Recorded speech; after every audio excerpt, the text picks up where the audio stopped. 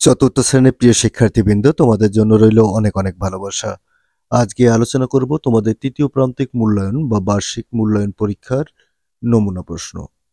অর্থাৎ তোমাদের বার্ষিক পরীক্ষার প্রশ্ন কি রকম হবে, আজকের আলোচনায় আমরা স্পষ্ট কি ধারণা পাবো তোমাদের পরীক্ষার প্রশ্ন কি রকম হবে। তবে প্রতিটি উপজেলা পরীক্ষা আলাদা আলাদা প্রশ্নপত্র হবে। তবে এখানে যে প্রশ্নগুলো আলোচনা করা হবে এই প্রশ্নগুলো খুবই গুরুত্বপূর্ণ এবং তোমার বার্ষিক পরীক্ষা এখান থেকে কমন আসবে।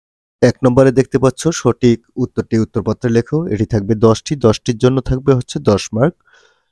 প্রতিটি প্রশ্নের জন্য থাকবে হচ্ছে ১ মার্ক করে। তোমাদের শুধু সঠিক উত্তরটি খাতায় লিখতে হবে। ২ নম্বর থাকবে হচ্ছে সঠিক শব্দ দিয়ে শূন্যস্থান পূরণ করো। ৫টি থাকবে হচ্ছে ১০ মার্ক। অর্থাৎ প্রতিটি প্রশ্নে থাকবে হচ্ছে তোমাদের ২ মার্ক করে। ৩ নম্বরে থাকবে হচ্ছে শুদ্ধ অশুদ্ধ লেখো। অর্থাৎ বাক্যটি শুদ্ধ হলে শুদ্ধ লিখতে হবে, অশুদ্ধ হলে অশুদ্ধ লিখতে হবে। এটি থাকবে হচ্ছে ১০ মার্কের জন্য। ৪ নম্বর হচ্ছে বাম পাশের বাক্যাংশের সাথে ডান পাশের বাক্যাংশ মিল করো। এটি থাকবে হচ্ছে ৮ মার্কের জন্য। ৫ নম্বর সংক্ষেপে উত্তর দাও। ১০টি প্রশ্নের উত্তর দিতে হবে। প্রতিটি প্রশ্নের জন্য থাকবে হচ্ছে ৩ মার্ক, অর্থাৎ ৩০ মার্ক।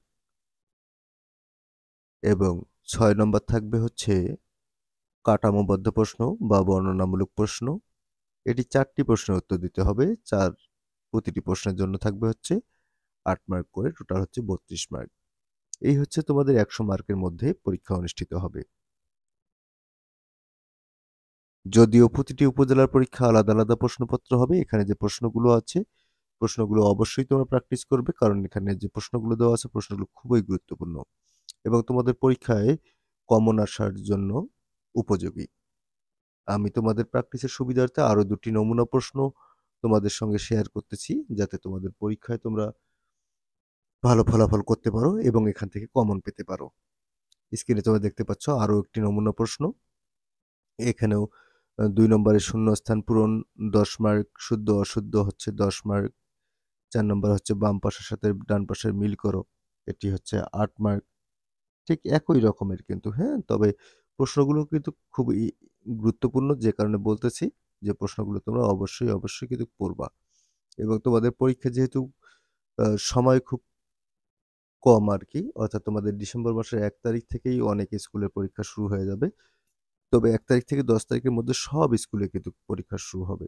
সুতরাং তোমাদের যে কাজটি করতে হবে অবশ্যই কিন্তু প্রশ্নগুলো প্র্যাকটিস করতে হবে। অর্থাৎ তোমাদের বার্ষিক পরীক্ষার যে পাঠ পরিকল্পনা আছে, এই পাঠ পরিকল্পনা অনুযায়ী তোমাদের যে পৃষ্ঠাগুলো আছে, এই পৃষ্ঠাগুলো তোমরা ডিসেম্বর মাসের ১ তারিখের আগেই শেষ করে নিবা।